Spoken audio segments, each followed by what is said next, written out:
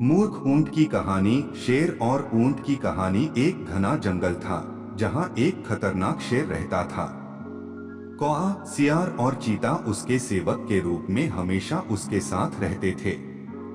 शेर रोज शिकार करके भोजन करता और ये तीनों उस बचे हुए शिकार से अपना पेट भरते थे।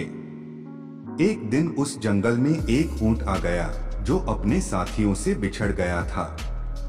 शेर ने कभी ऊंट नहीं देखा था। कौवे ने शेर को बताया कि यह ऊंट है और यह जंगल में नहीं रहता। शायद पास के गांव से यह यहाँ आ गया होगा। आप इसका शिकार करके अपना पेट भर सकते हो। चीता और सियार को भी कौवे की बात अच्छी लगी। तीनों की बात सुनकर शेर ने कहा कि नहीं, यह हमारा मेहमान है, मैं इसका शिकार नहीं करूंगा। शेर ऊंट के पास गया और ऊंट ने उसे सारी बात बताई कि वो किस प्रकार अपने साथियों से बिछड़कर जंगल में पहुंचा। शेर को उस कमजोर ऊंट पर दया आई और उससे कहा कि आप हमारे मेहमान हैं, आप इस जंगल में ही रहेंगे। कौआ, चीता और सियार इस बात को सुनकर मन ही मन ऊंट को कोसने लगे। ऊंट ने शेर की बात मान ली और जंगल में ही रहने लगा। जल्दी ही जंगल की घास और हरी पत्तियां खाकर वह तंदुरुस्त हाय गया। इस बीच एक दिन शेर की जंगली हाथी से लड़ाई हो गई और शेर बुरी तरह से घायल हो गया। वह कई दिन तक शिकार पर नहीं जा सका। शिकार न करने पर शेर और उस पर निर्भर कौआ, चीता व सियार कमजोर होने लगे। जब कई दिनों तक उन्हें कुछ भी खाने को डोट नहीं मिला तो सियार ने शेर से कहा कि महाराज, आप बहुत कमजोर हारे गए हैं और अगर आपने शिकार नहीं किया तो हालत और ज्यादा खराब हो सकती है। इस पर शेर ने कहा कि मैं इतना कमजोर हो गया हूं कि अब कहीं भी जाकर शिकार नहीं कर सकता। अगर तुम लोग किसी जानवर को यहाँ लेकर आओ तो उसका शिकार करके मैं अपना और तुम तीनों का पेट भर सकता हूँ। इतना सुनते ही सियार ने तपाक से कहा कि महाराज, अगर आप चाहें तो हम ऊंट को यहाँ लेकर आ सकते हैं, आप उसका शिकार कर लीजिए। शेर को यह सुनकर गुस्सा आ गया और बोला कि वह हमारा मेहमान है, उसका शिकार मैं कभी नहीं करूँगा। सियार ने पूछा कि महाराज, अगर वो स्वयं आपके सामने खुद को समर्पित कर दे तो? शेर ने कहा, तब तो मैं उसे खा सकता हूँ। फिर सियार ने कौवे और चीते के साथ मिलकर एक योजना बनाई और ऊंट के पास जाकर बोलने लगा कि हमारे महाराज बहुत कमजोर हो गए हैं, उन्होंने कितने दिनों से कुछ नहीं खाया है। अगर महाराज हमें भी खाना चाहें तो मैं खुद को उनके सामने समर्पित कर दूंगा। सियार की बात सुनकर कौआ, चीता और ऊंट भी बोलने लगे कि मैं भी महाराज का भोजन बनने के लिए तैयार हूँ। चारों शेर के पास गए और सबसे पहले कौवे ने कहा कि महाराज, आप मुझे अपना भोजन बना लीजिए। सियार बोला कि तुम बहुत छोटे हो, तुम भोजन क्या नाश्ते के लिए भी ठीक नहीं हो। फिर चीता बोला कि महाराज, आप मुझे खा जाइए। तब सियार ने कहा कि अगर तुम मर जाओगे तो शेर का सेनापति कौन होगा? फिर सियार ने खुद को समर्पित कर दिया। तब कौआ और चीता बोले कि तुम्हारे बाद महाराज का सलाहकार कौन बनेगा? जब तीनों को शेर ने नहीं खाया तब ऊंट ने भी सोचा कि महाराज मुझे भी नहीं खाएंगे क्योंकि मैं तो उनका मेहमान हूँ। यह सोचकर वाय भी बोलने लगा कि महाराज, आप मुझे अपना भोजन बना लो। इतना सुनते ही शेर, चीता और सियार उस पर झपट पड़े। इससे पहले कि ऊंट कुछ समझ पाता, उसके प्राण शरीर से निकल चुके थे और चारों उसे अपना भोजन बना चुके थे। कहानी से सीख। इस कहानी से हमें यह सीख मिलती है कि हमें बिना सोचे किसी की बातों में नहीं आना चाहिए। साथ ही चालाक व धूर्त लोगों की मीठी मीठी बातों पर कभी भरोसा नहीं करना चाहिए। मॉम जंक्शन होम नैतिक कहानियां। मेंढक और बैल की कहानी, the frog and the ox story in Hindi बहुत पुरानी बात है। किसी घने जंगल में एक तालाब था। जिसमें ढेर सारे मेंढक रहते थे। उन्हीं में एक मेंढक अपने 3 बच्चों के साथ रहता था। वो सभी तालाब में ही रहते और खाते पीते थे। उस मेंढक की सेहत अच्छी खासी हो चुकी थी और वो उस तालाब में सबसे बड़ा मेंढक बन चुका था। उसके बच्चे उसे देखकर काफी खुश होते थे। उसके बच्चों को लगता कि उनके पिता ही दुनिया में सबसे बड़े और बलवान हैं। मेंढक भी अपने बच्चों को अपने बारे में झूठी कहानियां सुनाता और उनके सामने शक्तिशाली होने का दिखावा करता था। उस मेंढक को अपने शारीरिक कदकाठी पर बहुत घमंड था। ऐसे ही दिन बीतते गए। एक दिन मेंढक के बच्चे खेलते खेलते तालाब से बाहर चले गए। वो पास के एक गांव पहुंचे। वहां उन्होंने एक बैल को देखा और उसे देखते ही उनकी आंखें खुली की खुली रह गईं। उन्होंने कभी इतना बड़ा जानवर नहीं देखा था। वो बैल को देखकर डर गए और बहुत ज्यादा हैरान हो गए। वो बैल को देखे जा रहे थे और बैल मजे से घास खा रहा था। घास खाते खाते बैल ने जोर से हुंकार लगाई।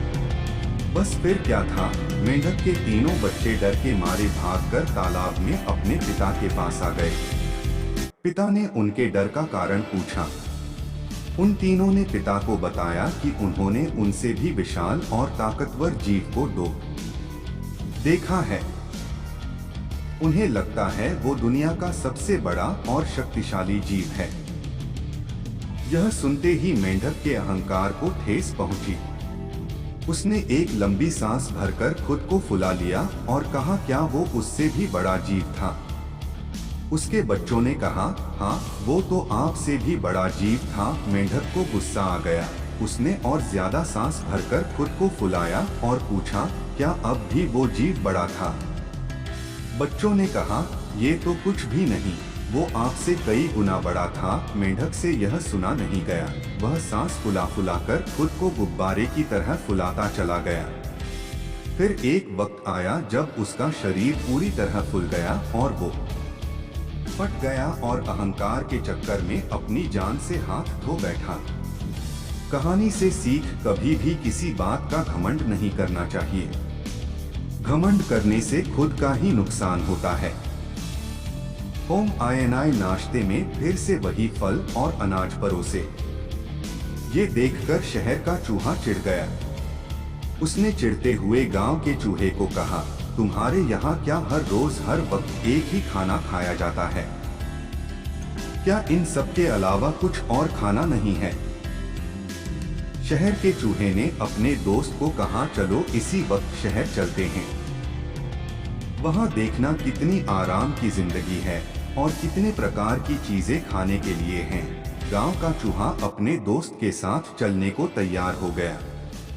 दोनों ही चूहे शहर की तरफ निकल पड़े।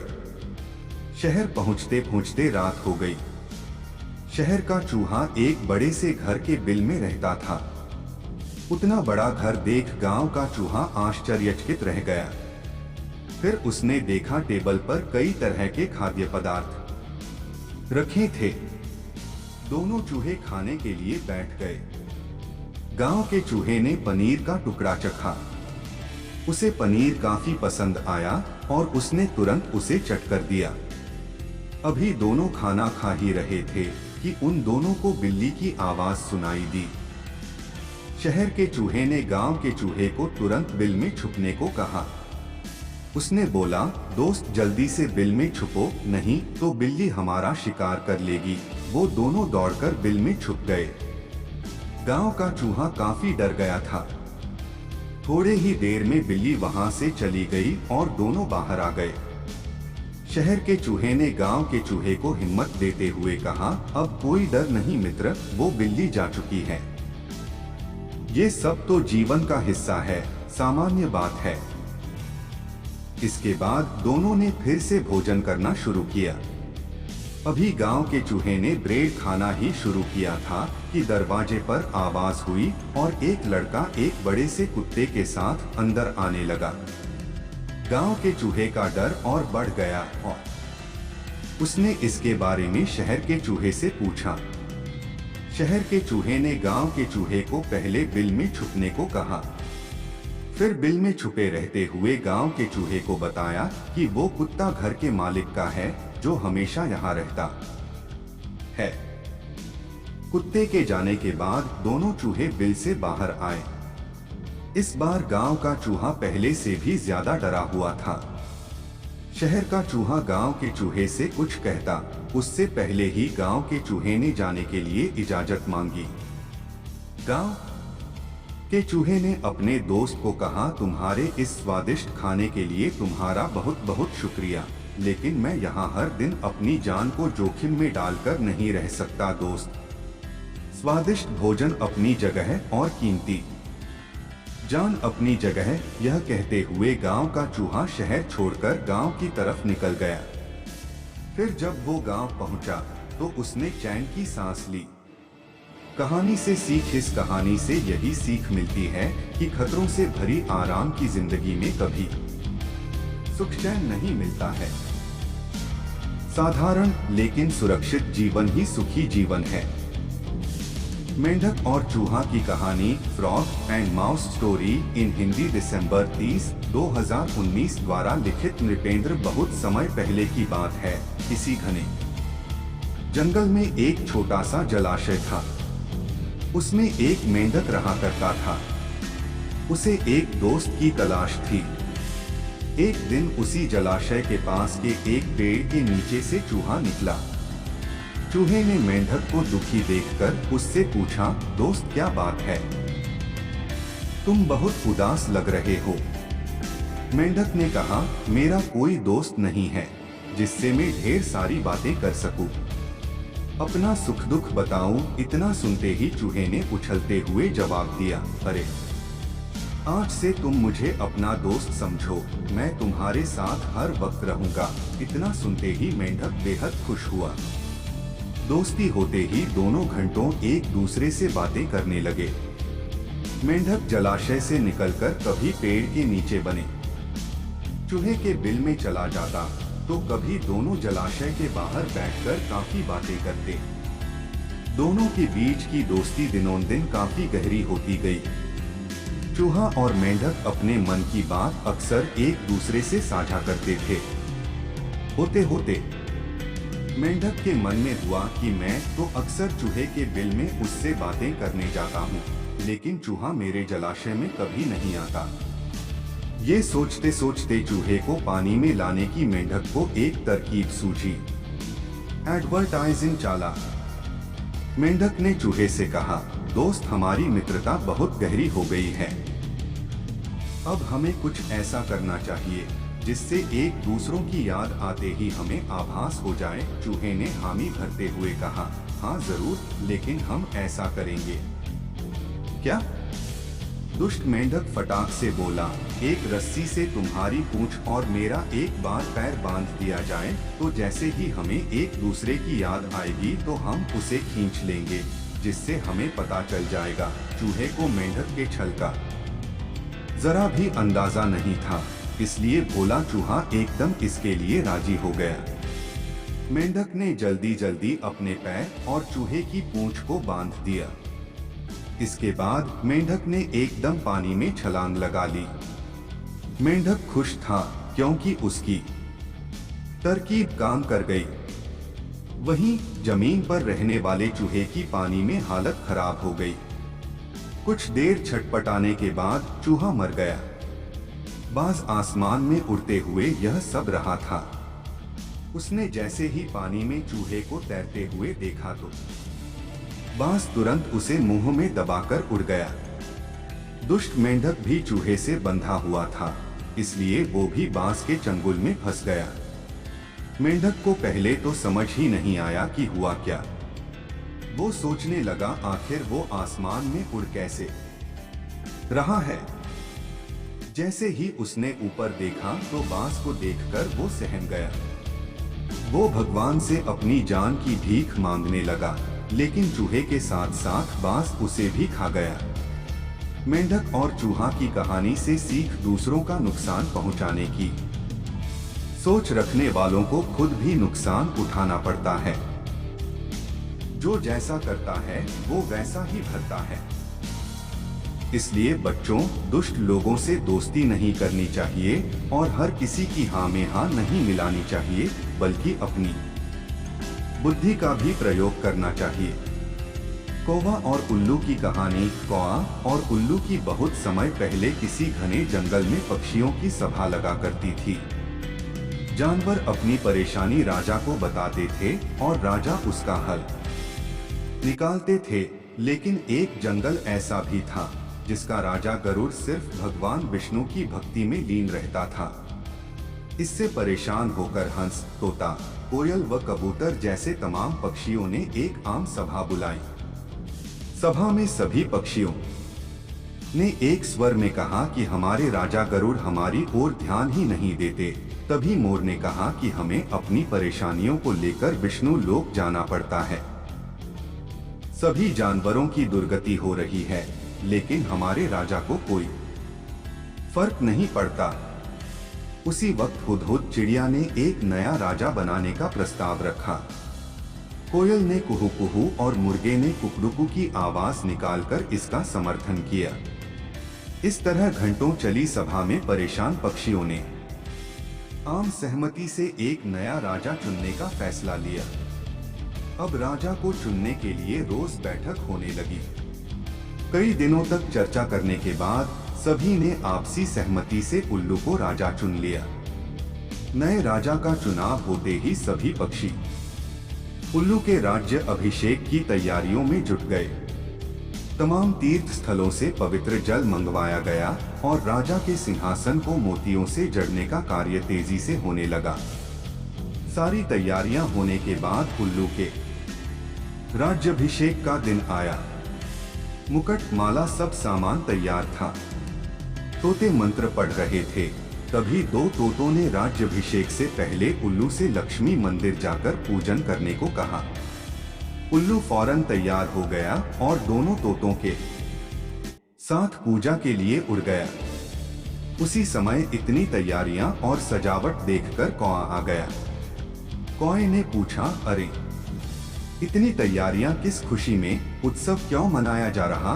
इस पर मोर ने कौए से कहा, हमने जंगल का नया राजा चुना है। आज उनका राज्याभिषेक होना है, उसी के लिए ये सब सजावट की गई है। इतना सुनते ही गुस्से से लाल कौए ने कहा, ये फैसला लेते समय मुझे क्यों नहीं बुलाया गया? मैं भी तो एक पक्षी हूँ। इस बात का जवाब तुरंत मोर ने देते हुए कहा, यह फैसला जंगली पक्षियों की सभा में लिया गया था।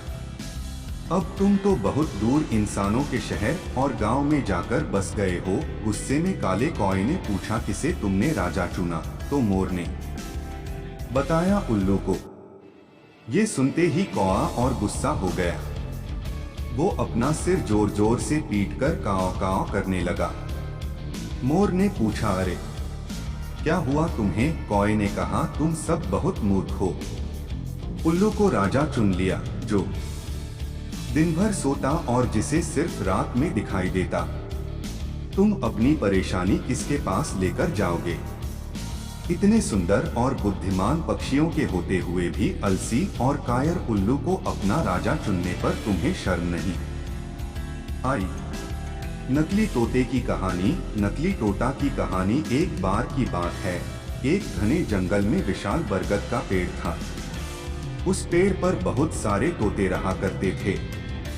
वे सभी हमेशा इधर उधर की बात करते रहते थे। उन्हीं में एक मिट्ठू नाम का तोता भी था। वह बहुत कम बोलता था और शांत रहना पसंद करता था। सब उसकी इस आदत का मजाक उड़ाया करते थे, लेकिन वह कभी भी किसी की बात का बुरा नहीं मानता था। एक दिन दो तोते आपस में बात कर रहे थे।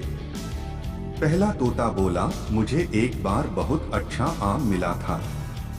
मैंने पूरे दिन उसे बड़े चाव से खाया। इस पर दूसरे तोते ने जवाब दिया, मुझे भी एक दिन आम का फल मिला था। मैंने भी बड़े चाव से उसे खाया था। वहीं मिट्ठू तोता चुपचाप बैठा था।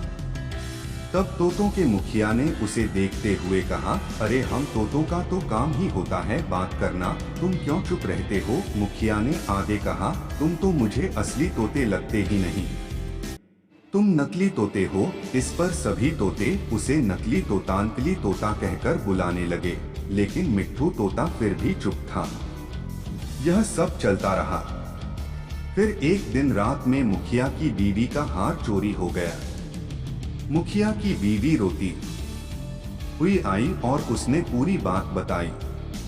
मुखिया की बीवी ने कहा, किसी ने मेरा हार चोरी कर लिया है और वो हमारी ही झुंड में से एक है। यह सुनकर मुखिया ने तुरंत सभा बुलाई। सभी तोते तुरंत सभा के लिए इकट्ठा हो गए। मुखिया ने कहा, मेरी बीवी का हार चोरी हो गया है और मेरी बीवी ने उस चोर को भागते हुए भी देखा है। वह चोर आप लोगों में से ही कोई एक है। यह सुनकर सभी हैरान हो गए। मुखिया ने फिर आगे कहा कि उसने अपने मुंह को कपड़े से ढककर रखा हुआ था, लेकिन उसकी चोंच बाहर दिख रही थी। उसकी चोंच लाल रंग की थी। अब पूरे झुंड की निगाह मिट्ठू तोते और हीरू नाम के एक दूसरे तोते पर थी, क्योंकि झुंड में केवल इन्हीं दोनों की चोंच लाल रंग की थी।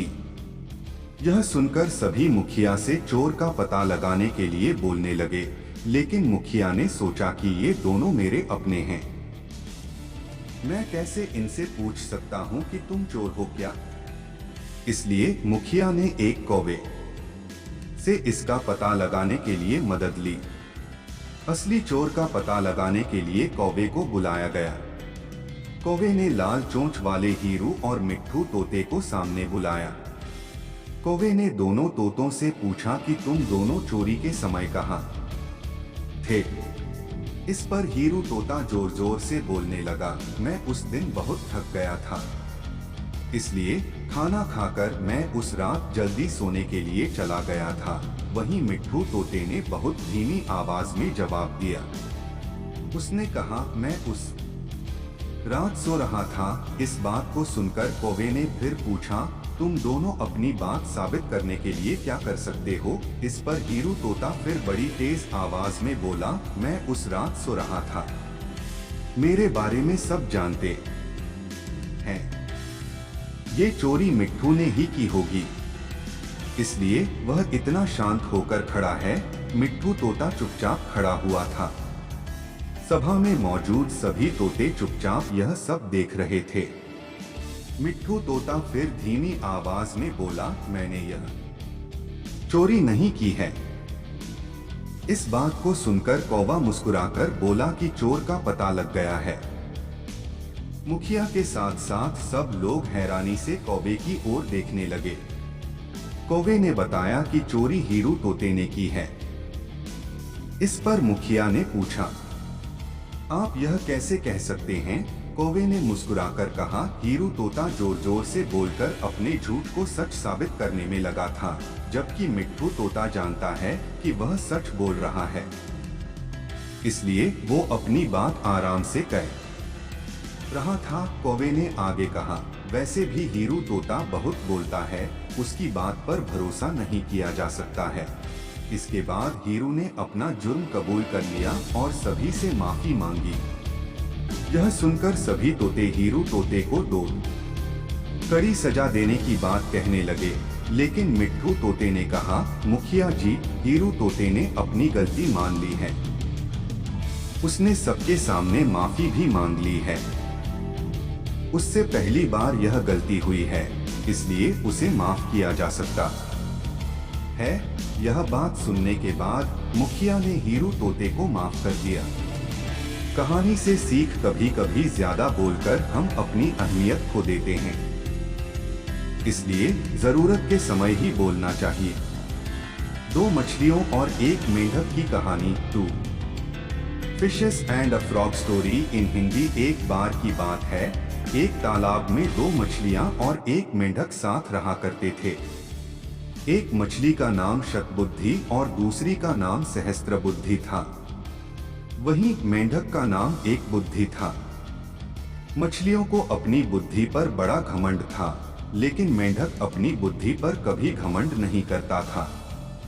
फिर भी तीनों आपस में बहुत अच्छे दोस्त थे। तीनों इकट्ठे तालाब में एक साथ घूमा करते थे और हमेशा साथ रहते थे। जब भी कोई समस्या आती तो तीनों साथ मिलकर उससे निपटते थे। एक दिन नदी के किनारे से मछुआरे जा रहे थे। उन्होंने देखा कि तालाब मछलियों में भरा हुआ है। मछुआरों ने कहा, हम कल सुबह यहाँ आएंगे और बहुत सारी मछलियाँ पकड़कर ले जाएंगे। मेंढक ने मछुआरों की सारी बातें सुन ली थी। वह तालाब में मौजूद सभी की जान बचाने के लिए अपने दोस्तों के पास गया। उसने शतबुद्धि और सहस्त्रबुद्धि को मछुआरों की सारी बात बताई। एक बुद्धि मेंढक ने कहा, उन्हें अपनी जान बचाने के लिए कुछ करना चाहिए। दोनों मछलियां कहने लगी, हम मछुआरों के डर से अपने पूर्वजों की जगह छोड़कर नहीं जा सकते हैं। दोनों ने फिर कहा, हमें डरने की जरूरत नहीं है, हमारे पास इतनी बुद्धि है कि हम अपना बचाव कर सकती हैं। वहीं एक बुद्धि मेंढक ने कहा, मुझे पास में मौजूद एक तालाब के बारे में पता है जो इसी तालाब से जुड़ा है। उसने तालाब के अन्य जीवों को भी साथ चलने को कहा, लेकिन कोई भी एक बुद्धि मेंढक के साथ जाने को तैयार नहीं था, क्योंकि सभी को शतबुद्धि और सहस्त्रबुद्धि पर भरोसा था कि वो उन सब की जान बचा लेंगी। मेंढक ने कहा, तुम सब मेरे साथ चलो, मछुआरे सुबह तक आ जाएंगे। इस पर सहस्त्रबुद्धि ने कहा, उसे तालाब में छिपने की एक जगह पता है। शतबुद्धि ने भी कहा, उसे भी तालाब में छिपने की जगह मालूम है। इस पर मेंढक ने कहा, मछुआरों के पास बड़ा जाल है, तुम उनसे नहीं बच सकते हो। लेकिन मछलियों को अपनी बुद्धि पर बहुत गुमान था। उन्होंने मेंढक की एक न सुनी, लेकिन मेंढक उसी रात अपनी पत्नी के साथ दूसरे तालाब में चला गया। शतबुद्धि और सहस्त्रबुद्धि ने एक बुद्धि का मजाक उड़ाया। अब अगली सुबह मछुआरे अपना जाल लेकर वहां आ पहुंचे। उन्होंने तालाब में जाल डाला। तालाब के सभी जीव अपनी जान बचाने के लिए भागने लगे, लेकिन मछुआरों के पास बड़ा जाल था, जिस कारण कोई भी बचकर नहीं जा सका। जाल में बहुत सारी मछलियां पकड़ी गईं। शतबुद्धि और सहस्त्रबुद्धि ने भी बहुत बचने की कोशिश की, लेकिन उन्हें भी मछुआरों ने पकड़ ही लिया। जब उन्हें तालाब से बाहर लाया गया, तब तक दोनों की मौत हो चुकी थी। शतबुद्धि और सहस्त्रबुद्धि का आकार सबसे बड़ा था, इसलिए मछुआरों ने उन्हें लग रखा था। उन्होंने बाकी मछलियों को एक टोकरी में डाला, जबकि शतबुद्धि और सहस्त्रबुद्धि को दो कंधे पर उठाकर चल दिए। जब वह दूसरे तालाब के सामने पहुंचे, तो एक बुद्धि मेंढक की नजर इन दोनों पर पड़ी। उसे अपने मित्रों की यह हालत देख बड़ा दुख हुआ। उसने अपनी पत्नी से कहा कि काश इन दोनों ने मेरी बात मान ली होती तो आज ये जिंदा होती। कहानी से सीख, कभी भी अपनी बुद्धि पर घमंड नहीं करना चाहिए। एक दिन यही घमंड जानलेवा साबित हो सकता है। ओम नैतिक कहानियां। हंस और मूर्ख कछुआ की कहानी। हंस और कछुआ की कहानी। एक जंगल के बीचों बीच एक तालाब था, जहां जानवर आकर अपनी प्यास बुझाया करते थे। उसी तालाब में एक कछुआ भी रहता था। वह फालतू की बातें बहुत करता था, इसलिए सभी जानवरों ने उसका नाम बातूनी कछुआ रखा हुआ था। लेकिन दो हंस उसके बहुत अच्छे दोस्त थे, जो हमेशा उसका भला चाहते थे। एक बार गर्मी के मौसम में तालाब का पानी धीरे धीरे सूखने लगा। जानवर पानी पीने के लिए तरसने लगे। यह देखकर हंसों ने कछुए से कहा कि इस तालाब का पानी कम हो रहा है और हो सकता है कि यह बहुत जल्दी सूख जाए। तुम्हें यह तालाब छोड़कर कहीं और चले जाना चाहिए। इस पर कछुए ने कहा कि मैं यह तालाब छोड़कर कैसे जा सकता हूँ, और यहाँ आसपास कोई तालाब भी नहीं है। लेकिन हंस अपने दोस्त का भला चाहते थे। उन्होंने अपने दोस्त की मदद कर के लिए खूब सोचा और एक तरकीब निकाली। दोनों हंसों ने कहा कि हम एक लकड़ी लेकर आते हैं, तुम अपने मुंह से उसे बीच में से पकड़ लेना और लकड़ी का एक एक सिरा हम दोनों पकड़कर तुम्हें यहाँ से दूर एक बड़े तालाब में ले जाएंगे। उस तालाब में बहुत सारा पानी है और वो कभी नहीं सूखता। कछुआ उनकी बात मान गया और हंसों के साथ जाने के लिए तैयार हो गया। उड़ने से पहले हंसों ने उसे चेतावनी दी कि वह रास्ते में कुछ भी न बोले। जब हम बड़े तालाब पर पहुंच जाएंगे तभी उसे जो बोलना है बोल सकता है। कछुए ने हाँ में उत्तर दिया और लकड़ी को पकड़ लिया। वो दोनों हंस लकड़ी को पकड़कर उड़ चले। वो उड़ते हुए एक गांव के ऊपर से निकले। गांव वालों ने ऐसा पहली बार देखा था। सभी तालियां बजाने लगे। यह देखकर कछुए से रहा नहीं गया और बायला कि नीचे क्या हो रहा है। जैसे ही उसने बायलने के लिए मुंह खोला, उसके मुंह से लकड़ी छूट गई और वो नीचे गिर गया। ऊंचाई से नीचे गिरने की वजह से कछुआ मर गया और हंस अफसोस करते हुए वहां से चले गए। कहानी से सीख हमें बिना वजह और बिना मतलब के कुछ भी नहीं बोलना चाहिए। ऐसा करने से हमारा ही नुकसान होता है। ओम नैतिक कहानियां लोमड़ी और सारस की दावत की कहानी। लोमड़ी और सारस की कहानी बहुत पुरानी बात है। एक जंगल में एक लोमड़ी और एक सारस रहते थे। ये दोनों बहुत अच्छे दोस्त थे। सारस रोजाना लोमड़ी को तालाब से मछली पकड़कर खाने के लिए देता था। इस प्रकार दोनों की दोस्ती बहुत गहरी होती चली गई। सारस बहुत सीधा साधा था, लेकिन लोमड़ी बहुत शैतान और चालाक थी। वह हमेशा दूसरों को परेशान किया करती थी। उसे दूसरों का अपमान करने और मजाक उड़ाने में बहुत मजा आता था। एक दिन उसने सोचा कि क्यों न एक बार सारस का भी अपमान किया जाए और उसका मजाक उड़ाया जाए। ऐसा सोचकर उसने सारस को दावत पर बुलाया। उसने जानबूझकर सूप एक प्लेट में परोसा। उसे पता था कि सारस प्लेट में से सूप को नहीं पी सकता। उसे सूप न पीता देख लोमड़ी मन ही मन बहुत खुश हुई और झूठी चिंता दिखाते हुए सारस से पूछने लगी कि क्या बात है मित्र, सूप पसंद नहीं आया क्या? सारस बोला, नहीं मित्र, यह तो बहुत स्वादिष्ट है। सारस ने जब देखा कि सूप को प्लेट में परोसा गया है और लोमड़ी जानबूझकर उससे सवाल कर रही है, तो वह सब समझ गया, लेकिन कुछ नहीं बोला। उस दिन सारस को अपमान सहने के साथ ही भूखा भी रहना पड़ा। लेकिन जाते जाते सारस ने भी उसे अपने यहाँ दावत पर बुलाया और लोमड़ी दूसरे ही दिन सारस के घर दावत पर पहुँच गई। सारस ने भी दावत में सूप बनाया था और लोमड़ी के साथ लंबी चोंच वाले अन्य पक्षियों को भी बुलाया था। सारस ने सूप को सुराही में परोसा। सुराही का मुंह इतना छोटा था कि उसमें बस चोंच ही अंदर जा सकती थी। लोमड़ी पूरा टाइम सुराही और अन्य सभी पक्षियों को सूप पीते देखती रही। इसी बीच सारस ने पूछा कि क्या बात है मित्र, सूप अच्छा नहीं लगा क्या? लोमड़ी को अचानक अपने शब्द याद आ गए। सभी बोले कि सूप बहुत स्वादिष्ट है। लोमड़ी गाय भी सभी की हाँ में हाँ मिलाना पड़ा।